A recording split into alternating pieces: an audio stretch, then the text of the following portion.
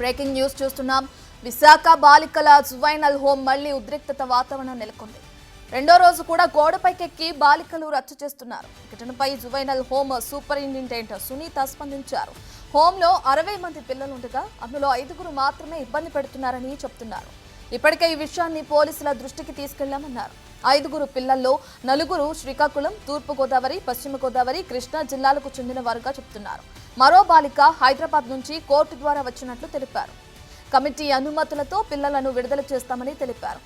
Treatment లో భాగంగానే వారికి టాబ్లెట్స్ ఇస్తున్నామంటున్న జువైనల్ హోమ్ సూపరింటెండెంట్ సునీతతో మా ప్రతినిధి నాయుడు ఫేస్ టు ఫేస్.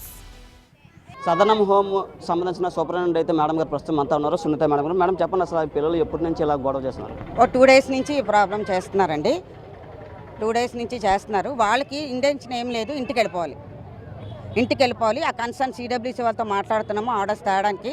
అయితే ఒక అమ్మాయికి అసలు ఎవరూ లేరు. ఒక అమ్మాయి ఆర్ఫన్ ప్యూర్లీ. ఒక అమ్మాయికి తల్లిదండ్రులు చనిపోయారు, నానమ్మ ఇష్టపడట్లేదు తీసుకెళ్ళడానికి. ఒక అమ్మాయి పరిస్థితి అది. ఒక అమ్మాయికి తల్లి వచ్చి ఆల్రెడీ ఉంది, ఆ అమ్మాయికి ఆర్డర్ ట్రై చేస్తున్నాము. ఇది పరిస్థితి. పూర్తిగా వాళ్ళ 5గురు మానసిక పరిస్థితి బాగోలేదండి. అందులో 5గురిలో 4గురు మాత్రం మెంటల్ కేర్ హాస్పిటల్లో ట్రీట్మెంట్లో ఉన్నారు. వాళ్ళు నెల మందులు వాడుతున్నారు. బాగలేనప్పుడల్లా తీసుకొని వెళ్తున్నాము, తీసుకొని వస్తున్నాము. ఒక్కోసారి అడ్మిట్ చేయడం కూడా జరుగుతుంది. డిమాండ్ అంటే ఎందుకు రోడ్ల మీదకి వచ్చారు? వెళ్ళిపోవాలట ఇంటికి. ఎంతమంది ఉంటారు మేడం?